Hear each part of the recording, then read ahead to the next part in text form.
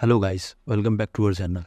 जैसे कि आप सभी लोग जानते हैं, ब्लेंडर 3D की हमारी एनिमेशन की क्लासेस चल रही हैं, जिसमें हम अब तक 2 पार्ट बना चुके हैं और उसमें हम ऑब्जेक्ट मोड और एडिट मोड का काफ़ी हद तक पार्ट क्लियर कर चुके हैं, जिसमें अभी कुछ पार्ट हमारा बाकी रह गया है। आइए हम चल कर देखते हैं। जैसे कि हम ये एडिट मोड में आ गए हैं। एडिट मोड में स्विच करने के बाद हमने यहाँ से ये सब पार्ट लूप कट तक क्लियर कर लिया है। इससे आगे हम चलते हैं। आइए मैं बताता हूँ आपको। इसके बाद आता है नाइफ टूल। नाइफ टूल पे जैसे आप क्लिक करेंगे, नाइफ टूल से आप बिल्कुल समझ गए होंगे। नाइफ टूल का मतलब है काटना। अगर हम इस ऑब्जेक्ट को कहीं से भी काटना हो तो हम नाइफ टूल का इस्तेमाल करते हैं। जैसे हमें यहाँ से इसमें कट लगाना है, यहाँ से लेकर ये मैं कट लगाऊंगा तो ये मेरा कट कर आ गया। एंटर दबाऊंगा तो ये यहाँ से यहाँ तक इसमें कट लग गया है। अब मैं फेस सिलेक्ट करूँगा तो आप देखिए बिल्कुल 2 हिस्सों में कट चुका है। नाइफ टूल में मैं इसे कंट्रोल सेट कर लेता हूँ। इसके बाद नाइफ टूल में आने के बाद इसमें आपको ये दिखाई देने होंगे ऑप्शन। इसमें क्या होता है, अगर जैसे मैं मान लीजिए एक फेस पर हमें कट लगाना है, मैं एक फेस सिलेक्ट कर लेता हूँ और खुद से बैटरी हटाएंगे। ओनली सिलेक्टेड पे करने के बाद अगर मैं इस पर कट लगाता हूँ तो जहाँ पर ये फेस सिलेक्टेड होगा बस वहीं वहीं हमारा कट लगेगा, उसके आगे हमारा कोई कट नहीं लगेगा। ऐसे ही अगर हम ऑक्लूड ज्योमेट्री पे करेंगे तो ये पूरी ज्योमेट्री पे कट लगाएगा। आप कहीं भी कट लगा सकते हो।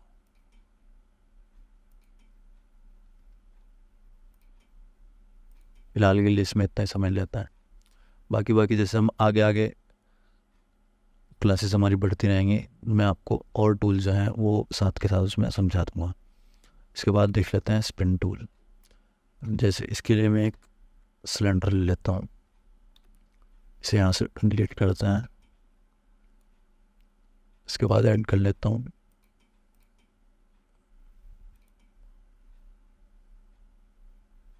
एक सिलेंडर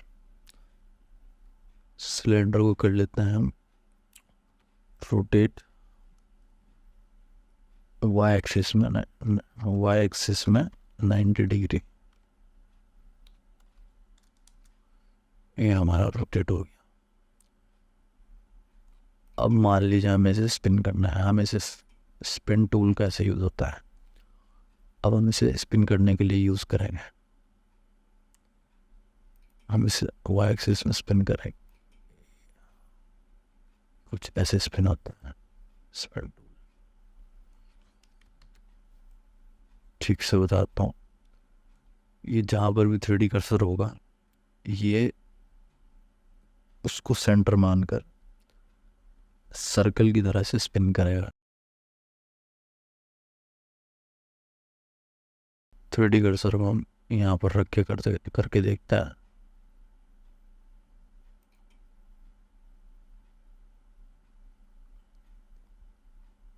स्पिन टूल पर जाऊँगा और ये देखिए हमने रोटेट किया तो ये कुछ आपको पाइप जैसा शो हुआ।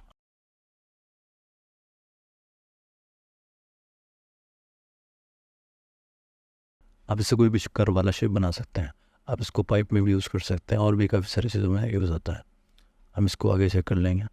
इसके बाद मैं इसे कंट्रोल Z कर लेता हूँ, इसे डिलीट कर देता हूँ। इसके बाद ऐड करता हूँ एक क्यूब। कमांड ज़रूर याद रखें, शिफ्ट ए से आप किसी भी मैश को ऐड कर सकते हैं। इसको फोकस में लाने के लिए नंबर पे डॉट का बटन दबाएंगे। इसके बाद एडिट मोड में चलते हैं। टैब से एडिट मोड में जाएंगे। एडिट मोड में जाने के बाद इसके बाद हम देखते हैं रिप रीजन में जाने के बाद जैसे देखा एज सिलेक्ट, कोई भी इसका एज सिलेक्ट करता है। मान लीजिए मैं इस वर्टेक्स से इस वर्टेक्स से इसको खोलना है, तो वर्टेक्स सेलेक्ट करेंगे और इसे लेफ़्ट माउस बटन से ए बॉक्स आपका खुल गया। आप इसे और भी खोल सकते हैं।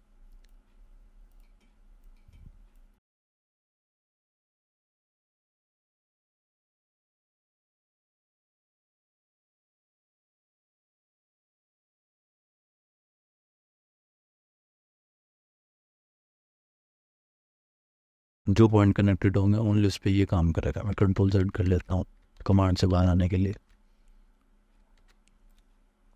इसका हम एज से भी कर सकते हैं। मान लीजिए हमें एज को रिप करना है तो हम ये पूरा एज से खोल सकते हैं। फेस पर जाएंगे तो फेस पर ये काम नहीं करता।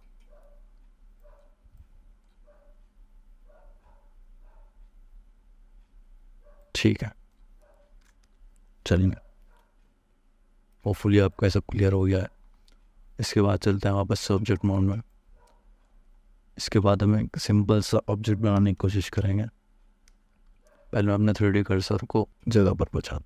अब हम एक चेयर, नॉर्मल सी एक सिंपल सी चेयर बना कर देखते हैं। मैं आपको बताता हूँ।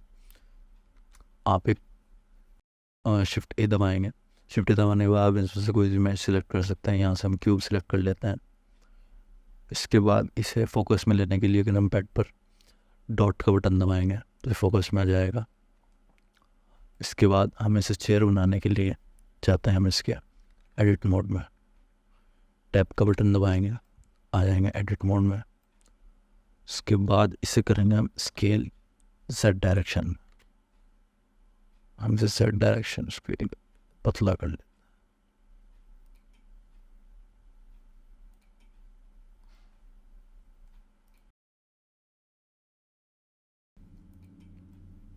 इसके बाद इसमें लगाते हैं थोड़े लूप कट। लूप कट में जाएंगे,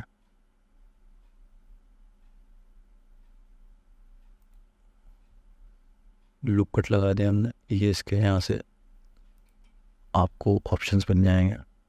इसमें हमें 2 लूप कट लगाना है।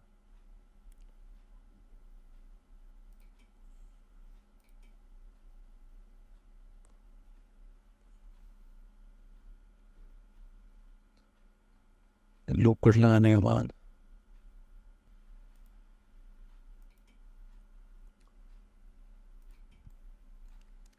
इसे लूप एजेस में जाएंगे, एज से सिलेक्ट करेंगे और इसे हम ग्रैब करके थोड़ा इधर की तरफ जाएंगे, ऊपर डायरेक्शन से देखेंगे। इसे ग्रैब करके थोड़ा इस डायरेक्शन में मूव कर लेंगे। 2 लूप कट और लगा लेते हैं।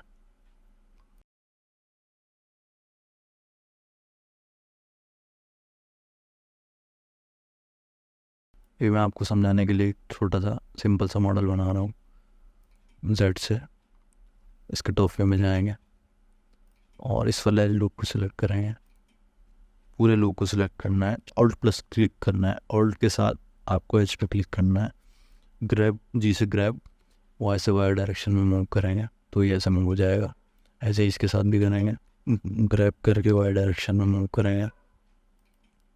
इसके बाद देखिए हमें यहाँ पर 4 फेसेस मिल गए हैं। ठीक है, अब हम नीचे वाले इसके चारों फेसेस को आप एक फेस सिलेक्ट करेंगे, दूसरा फेस सिलेक्ट साथ सिलेक्ट करने के लिए आपको शिफ्ट दबाना होगा। शिफ्ट दबाएं और क्लिक करें जो भी आपको सिलेक्ट करना है। ये हमारे चारों फेसेस सिलेक्ट हो गए हैं। अभी मैंने करेंगे एक्सट्रूड। एक्सट्रूड आप यहाँ से भी एक्सट्रूड कर सकते हैं इस वाले टूल को यूज़ करके। इसकी जो कमांड होती है, जिसका शॉर्टकट है, आप ई दबाएंगे तो ये एक्सट्रूड एनेबल हो जाएगा। आप इसे जितना भी लंबा रखना चाहें खींच सकते हैं, अपने माउस से कर सकते हैं। ये हमारे हुए चेयर के नीचे का हिस्सा। ये हमारा थोड़ा स्टूल बन गया है, आप स्टूल मान सकते हैं इसे। इसके बाद हम क्या करते हैं, इसके बाद हम सिलेक्ट कर लेते हैं ये वाला एरिया। ये तीनों पार्ट हमने सिलेक्ट कर लिया। अब मैंने इसे एक्सट्रूड करता है। ये हमारी सिंपल सी चेयर हो गई रेडी।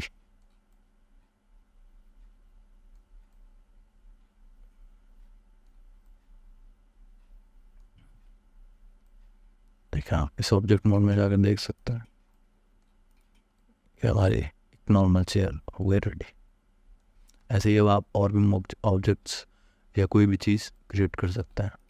आगे हम आपको चल के और चीज़ें बनाना सिखाएंगे, ये तो बिल्कुल बेसिक था। चलिए मिलते हैं नेक्स्ट वीडियो में।